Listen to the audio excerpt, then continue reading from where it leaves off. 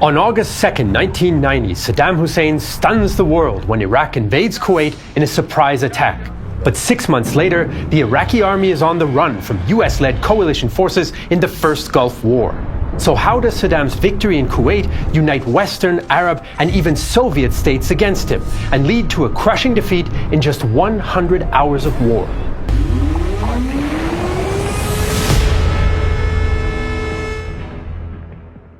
In 1988, Iraqi President Saddam Hussein signs a ceasefire ending a bloody 7-year war with Iran. Iraq had suffered 600,000 casualties, achieved limited gains on the battlefield, and now faces crushing debt. Baghdad owes foreign creditors $80 billion, and it will cost $230 billion to rebuild destroyed regions. His million-man army, the fourth largest in the world, costs an unsustainable 40% of annual GDP. There's high unemployment, and perhaps worst of all, oil prices are low. Saddam wants OPEC to raise them, but the United Arab Emirates and Kuwait refuse in order to protect their own profits while depressing prices. For Hussein, these are major threats to his rule. He depends on high military and social spending, and cuts might provoke unrest or lead to internal challenges. Already, throughout the 1980s, Saddam has violently repressed often Shiite minorities, such as the Faili Kurds, for their supposed support for Iran. But the solution to his security and financial woes might come from a much smaller neighbor. Kuwait holds $10 billion of Iraqi debt and overproduces oil, so Saddam reasons that he can demand cash and debt cancellation to solve his financial crisis. He also pressures the Gulf states, claiming that the Iran-Iraq war protected them from radical Islam and that Iraq therefore deserves financial compensation. In February 1990, Saddam urges Jordan and Egypt to pressure the Gulf states for $30 billion in exchange for regional stability. To make his threat clear, Iraq holds military exercises on the Kuwaiti border. In May, Saddam increases the pressure even more at a Baghdad summit. For every single dollar drop in the price of a barrel of oil, our loss amounts to $1 billion a year. War is fought with soldiers, but it is also done by economic means. Therefore, we would ask our brothers who do not mean to wage war on Iraq. This is in fact a kind of war against Iraq. We have reached a point where we can no longer withstand the pressure. The Emir of Kuwait calls Saddam's demands absurd. Frustrated, Saddam turns to military solutions. On July 15th, 3 Iraqi divisions of 35,000 troops and over 300 tanks moved towards the Kuwaiti border. Saddam declares Kuwait is conspiring with, quote, world imperialism and Zionism, and legitimizes military action as protecting the pan-Arab nation. The Kuwaitis reject what they call threats and extortion. The Gulf states, worried about escalation, ask the United States not to respond too strongly. On July 17th, the US confirms it will uphold the sovereignty and integrity of the Gulf states. It fears Iraqi dominance in the region will jeopardize oil security, threaten Israel, and undermine the sovereignty of other, smaller, oil-rich nations. By July 27th, the Iraqis have 100,000 troops on the Kuwaiti border, but the threat is widely dismissed as pure coercion. All the assurances we got said not to worry. Yes, there's a bit of a problem. Yes, the Iraqis are posturing, but they would not attack an Arab brother. You should not worry about this. But the US and others have misjudged Saddam's intentions. On August 2nd, 1990, his troops move into Kuwait. At 2 a.m., the Iraqi Hammurabi and Medina armored divisions cross the border with 1,000 T-72 tanks, while Iraqi Republican Guards commandos land in Kuwait City by helicopter. They face minimal resistance from Kuwaiti garrison troops and the small air force. By the end of the day, the Emir of Kuwait flees, while his brother is killed protecting the royal palace. 48 hours later, Saddam fully occupies Kuwait, stealing $2 billion from the Kuwaiti Central Bank and doubling Iraqi oil reserves. The UN Security Council unanimously denounces the invasion and demands Iraqi troops withdraw. Saddam hopes a rapid victory will prevent opposing forces from mobilizing, but instead it draws Western, Soviet, and Arab leaders together. By invading, Saddam loses credibility with Egyptian President Hosni Mubarak, and the overthrow of a Gulf monarchy alarms the kings of Saudi Arabia and Jordan. Above all, Iraq has disrupted the balance of Middle Eastern oil production and put national incomes at risk. In the West, Saddam's invasion is seen as blatant aggression against a friendly state. American defense officials also worry Iraq might attack Saudi Arabia, which would further threaten oil supplies. It's a stark turnaround from limited US support for Iraq during the Iran-Iraq War just a few years before. Even in Moscow, a former Iraqi ally, the invasion is a surprise. Like the Americans, the Soviets have investments in Kuwait. Soviet Premier Mikhail Gorbachev informed Saddam that the Soviets will not support him. Iraq has conquered Kuwait, but with powerful and neighboring states turning on Baghdad, Saddam's strike now looks like a reckless gamble. On August 6th, the UN imposes an embargo on Iraq, which relies on oil for 90% of its national budget. The same day, King Fahd of Saudi Arabia allows American troops to deploy in Saudi territory to deter Iraqi aggression. For the moment, it's doubtful that Saddam actually intends to invade Saudi Arabia, but the Saudis are rattled by events. On August 8th, American President Bush addresses the nation. At my direction, elements of the 82nd Airborne Division, as well as key units of the United States Air Force, are arriving today to take up defensive positions in Saudi Arabia. I took this action to assist the Saudi Arabian government in the defense of its homeland. First, we seek the immediate, unconditional, and complete withdrawal of all Iraqi forces from Kuwait. Second, Kuwait's legitimate government must be restored to replace the puppet regime. Saudi Arabia agrees to host and supply US-led coalition forces. Jordan is opposed to Iraq's growing power and bears the brunt of refugees fleeing Iraq amid the fear of an escalating conflict. So they and other Arab states offer support and troops to the coalition as well. British Prime Minister Margaret Thatcher is eager to intervene, while France is outraged after Iraqi troops stormed the French embassy in Kuwait and also joins. As up to 200,000 Kuwaitis and other nationalities flee into Saudi Arabia, they bring with them claims of widespread looting and killing, which provides an additional moral basis for intervention.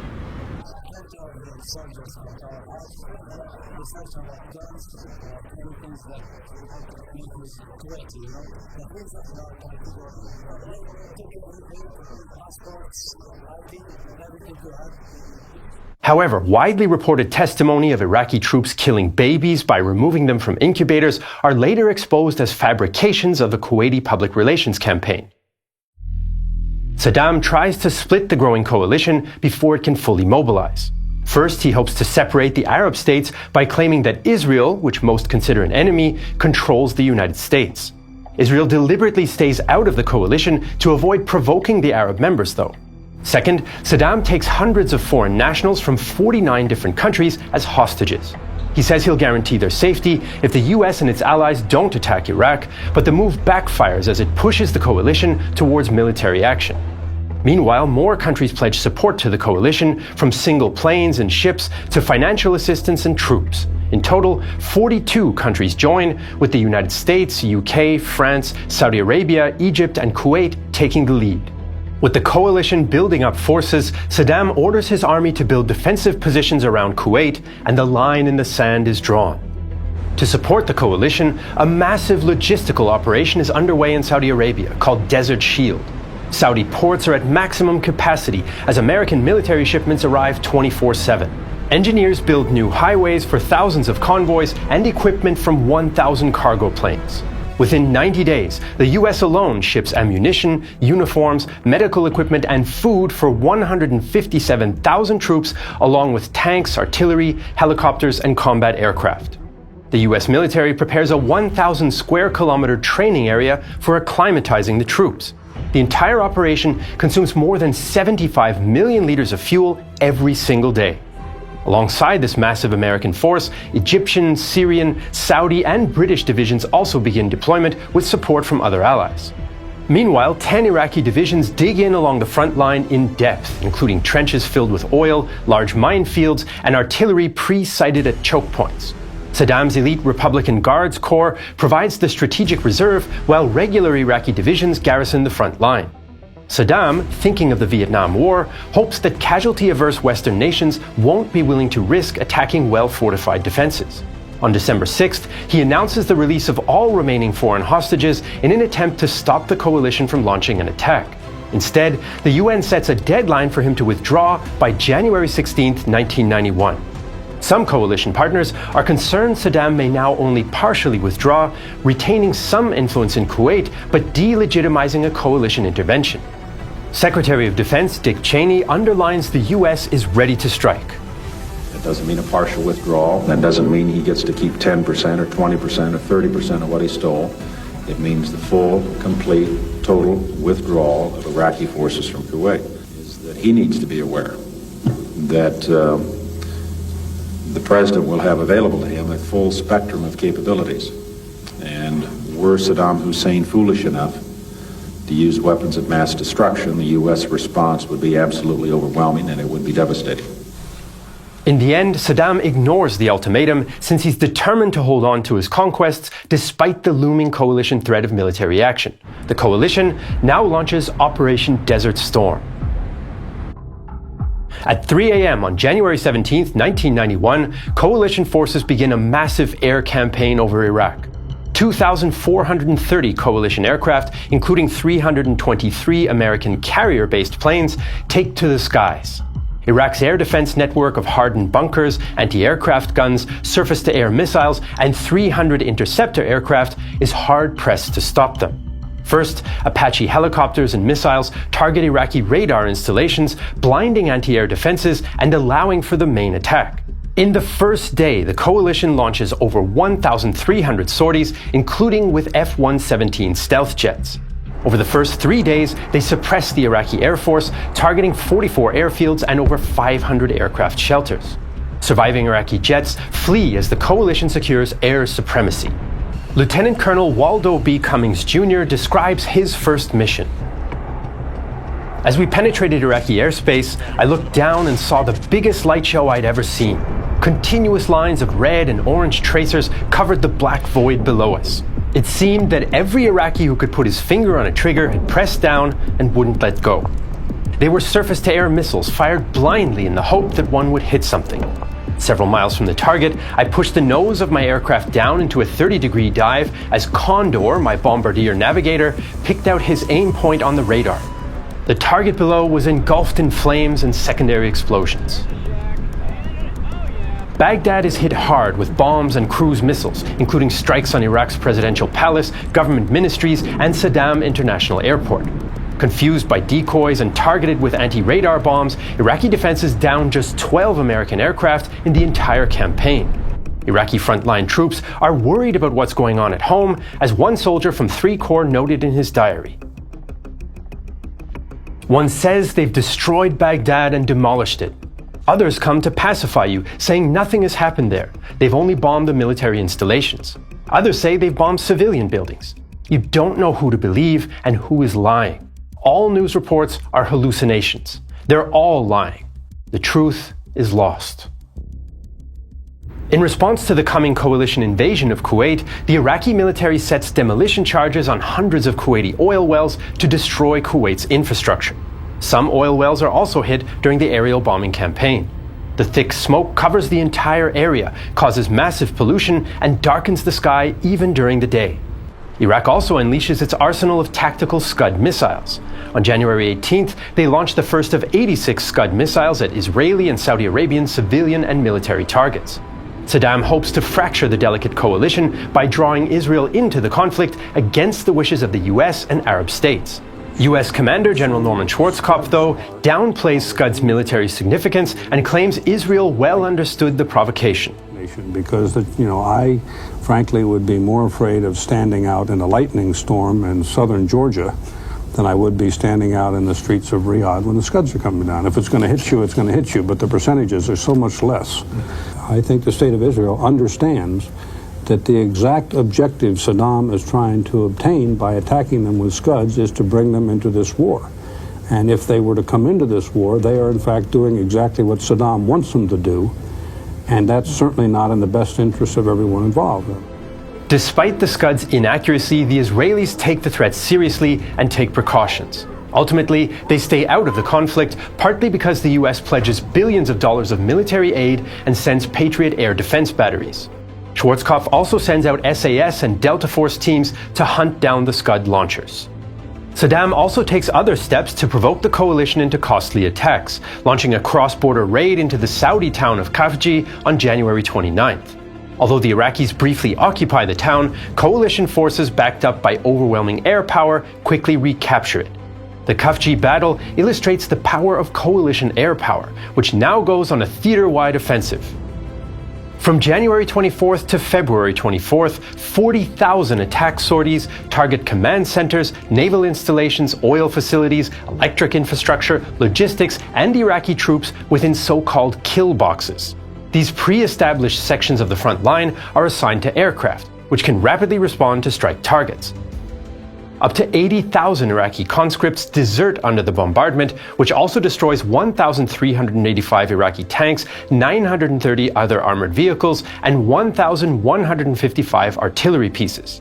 On February 24th, 500,000 coalition troops with 340 attack helicopters, 2,000 tanks, and 2,000 armored vehicles move in, supported by massive air and sea barrages. They plan a large left hook movement to cut off Kuwait and the Iraqi army from behind. American Central Command, CENTCOM, takes charge of the western approaches with American, British, and French forces. Arab and American Marine units focus on the east. Meanwhile, Marine landing craft prepare a fake amphibious landing. The ruse keeps 2 Iraqi divisions on the coast when the coalition force attacks. In the west, the French 6th Light Division and American Airborne Divisions push forward rapidly. The 101st Airborne alone attacks over 270 kilometers into Iraq using over 300 helicopters.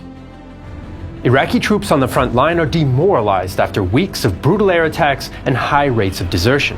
By evening, airborne forces have already cut Highway 8 between Baghdad and Kuwait, moving so quickly that Iraqi troops offer little resistance and often surrender en masse. In the center, American and British units launch direct attacks. Their goal is to take the Iraqi logistics hub of Al-Busayya and then turn east to encircle the Iraqis. Tanks mounted with bulldozer blades push through Iraqi berms and plow tons of earth into Iraqi trenches, burying some soldiers alive. Cutting 24 routes through the minefields, they create a 16-kilometer breakthrough zone. Iraqi armor and artillery, devastated by air attacks, is unable to respond effectively. Marine divisions push through rain, fog, and the choking black smoke of Iraqi oil trenches lit by American napalm. They break through Iraqi defenses, and over 3,000 Iraqis surrender almost immediately. The 1st Marine Expeditionary Force advances over 30 kilometers into Kuwait, takes over 10,000 prisoners, and captures Al-Jabar airfield. By the end of February 24th, coalition troops break the Iraqi front line, but the fight isn't over yet. The Iraqi Republican Guards Corps in reserve now deploys to stop the coalition from breaking into the rear. Overnight and throughout the next day, coalition forces advance across the front. Syrian, Egyptian, and Saudi forces are slower, but push forward with the support of the U.S. 1st Cavalry Division. The Marine divisions fight off large Iraqi counterattacks with minimal casualties. In one of many tank battles, 13 M1A1 Abrams tanks destroy 35 Iraqi tanks in just 90 seconds. American armor proves more than a match for Iraqi T-55, T-60, and T-72 tanks. With a 120mm main gun and depleted uranium armor-piercing rounds, the US M1A1 Abrams can penetrate the armor of any Iraqi tank. Stabilized barrels allow well-trained tank crews to fire while moving, and thermal vision equipment offers a major advantage over Iraqi tanks fighting in the smoke of burning oil wells. But the fires also cause problems for coalition forces. On February 26th, as the coalition continues to encircle Kuwait, on the flank of another massive tank battle, American armor collides with forward elements of the Iraqi Republican Guards Tawakalna Division. In thick smoke from the oil fires, paired with strong desert winds, aerial reconnaissance is hampered and ground visibility is low. American Bradley APCs and Abrams tanks fight against Iraqi BMPs and T-72s at very close range. Only on the 27th is the coalition able to break through for good. 2 American soldiers are killed in the battle, both by friendly fire. American armor overruns Iraqi positions, destroying 30 T-72 tanks in fortified positions. American radar also tracks Iraqi artillery positions, and US guns destroy them with counter-battery fire. The rapid pace of the advance surprises the Iraqis, who are expecting a direct assault from the south rather than the west. We're located about right here at this northeast cloverleaf. We swung up from right through here by the airport, came around and then hit them from behind. And because when we came over these positions around here, most of them were oriented towards the south, like they were expecting us to come up right through the city. There was not a whole lot of resistance. We hit them at night, and they weren't able to really shoot at us or see us. By the end of February 26th, coalition forces have defeated 24 Iraqi divisions. As Iraqi troops retreat from Kuwait City, they're trapped on the highway to Baghdad by coalition air power. Hundreds of stolen cars and military vehicles clog the road as mostly US planes strafe and bomb the column into twisted wreckage. Images of the so-called Highway of Death make headlines around the globe. Some Iraqi soldiers have already abandoned their vehicles, but many others are killed. The next day, the 24th Division captures the Talil and Jalibah air bases despite Iraqi resistance. Highway 8 sees its own highway of death scenes as coalition aircraft ambush panicked Iraqi armor and soldiers attempting to flee or redeploy to the west. The Iraqi army has almost completely collapsed under the coalition assault. American, Saudi, and Kuwaiti units move into Kuwait City, and the Emir of Kuwait requests his own troops enter the city as the main liberators. Before the Kuwaitis can rebuild their destroyed infrastructure, they still have to put out the oil fires, which will take months. The Iraqi army is reeling, and Saddam Hussein's regime is shaken, but it's still intact. As Saddam's forces retreat into Iraq, President Bush and the coalition need to make a decision. The war isn't over, and fleeing Iraqi forces are regrouping. But the coalition's purpose is to eject Iraq from Kuwait, not pursue them into Iraq or overthrow Saddam's regime. It's likely some coalition partners, especially Arab states, oppose an invasion of Iraq. One possible solution is to support regime change. With Saddam's rule in crisis, previously repressed ethnic and religious minorities sense an opportunity, and the US encourages them. Radio station The Voice of America promotes uprisings in mid-February, which President Bush reiterates on February 24th. Partly encouraged by such statements, a diverse range of groups in Iraq begin to mobilize against Saddam. Then, on February 28th, the coalition in Iraq agree to a ceasefire. Bush now makes it clear the coalition's objectives have been achieved and combat is over. Iraq's army is defeated.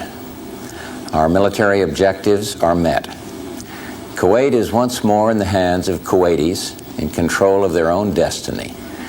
I am pleased to announce that at midnight tonight, Eastern Standard Time, exactly 100 hours since ground operations commenced and 6 weeks since the start of Operation Desert Storm, all United States and coalition forces will suspend offensive combat operations.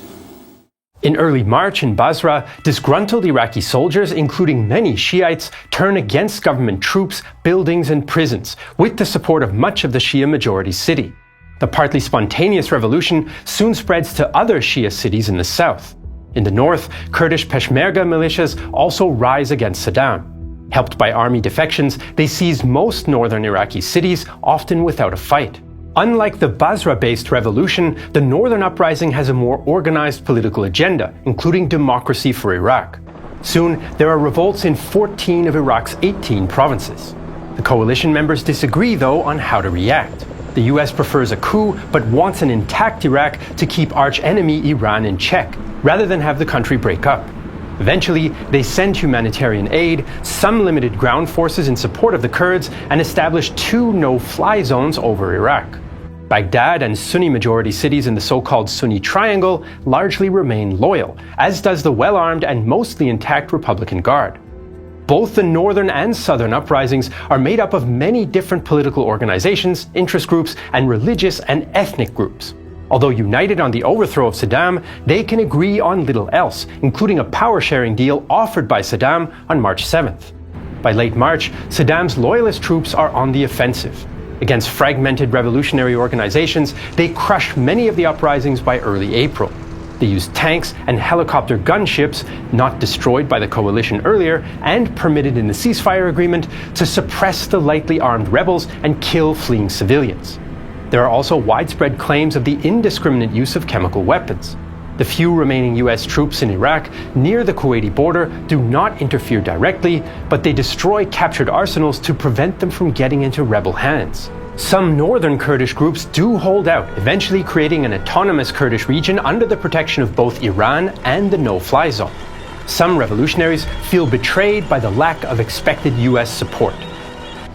I think we are disappointed, really, not only by them, but also by the Allies' position. We think that during the war, everybody knew that Saddam Hussein is the cause of what happened in the Gulf, and even some of them, they asked Iraqi people to uprise, to go up and get rid of Saddam Hussein. But when the Iraqi people got up and had the uprising in all parts of Iraq, they got away and they said this is an internal affair, we don't interfere.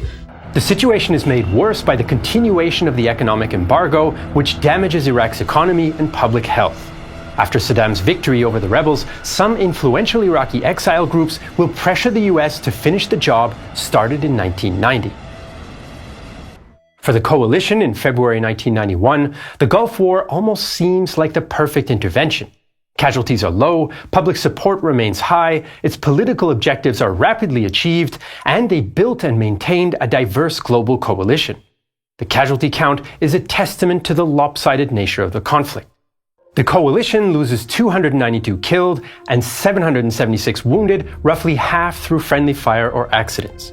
The Kuwaiti army loses 420 killed and 12,000 captured. Estimates for Iraqi numbers are 20 to 50,000 killed, more than 75,000 wounded, and 80 to 175,000 captured. Over 1,000 Kuwaiti civilians are killed or missing, and over 3,000 Iraqis are killed during Desert Storm and Desert Shield. A further 5,000 Iraqi troops and loyalists are killed in the Iraqi uprising, while up to 180,000 civilians and rebels are killed by government action or starvation. Coalition veterans begin to suffer from so-called Gulf War syndrome, with symptoms similar to chronic fatigue or nerve gas poisoning. There's still debate about its causes, with theories suggesting oil well fires, depleted uranium rounds, anti-nerve agent drugs, or exposure to nerve agents on the battlefield, either via deliberate Iraqi use or the destruction of Iraqi facilities. Up to 250,000 US veterans, over a third of the combat force, report symptoms. Operation Desert Storm liberates Kuwait but doesn't stop Saddam from cracking down on internal opposition and leaves him with the tools to do so, killing and displacing hundreds of thousands. Most of the coalition troops leave in 1991, though a few stay behind to maintain some control over Saddam's regime and prevent Iraq's total collapse. The Gulf War has created new and complex problems, and immediately there are voices in the US government dissatisfied with the results, which they will try to rectify in the future. Saddam's invasion of Kuwait happened just as the Cold War was ending, and it was in that moment that the superpowers of the world agreed in the UN Security Council, something that would have been unthinkable just years earlier. Mikhail Gorbachev was trying to modernize the USSR, but ultimately failed. Some argue in part because of the economic cost from the Chernobyl disaster of 1986 and its aftermath. If you're interested in this topic, we produced an entire documentary series about it, from the first Soviet atom bomb to the atom cities like Pripyat and beyond. And where can you watch Red Atoms? On Nebula, a streaming platform we're building together with other creators, where we don't have to worry about advertising guidelines or the almighty algorithm. On Nebula, you can just watch Red Atoms or our other exclusive World War II series, 16 Days in Berlin and Rhineland 45, in 4K resolution. You can watch all our content there ad-free and earlier than on YouTube, and that's not just in your browser. Nebula is available on smartphones, Apple TV, Roku, and more. If you go to nebula.tv/realtimehistory, you can get an entire year of Nebula for just $36. And if you really want to support what we're doing on Nebula, the Nebula Lifetime membership is available again for $300. If you sign up at nebula.tv/realtimehistory, 1/3 of this amount will directly support us here at Real Time History, and the rest will help develop bigger Nebula original documentaries in the future with bigger budgets. The Lifetime membership is about supporting us and Nebula so we can realize even better history videos. By the way, this option is also available for existing Nebula subscribers. So head over to nebula.tv/realtimehistory and support us here at Real Time History directly. We want to thank Michael Adato for his help with this episode. For more Middle Eastern history, check out our video on the 6-Day War.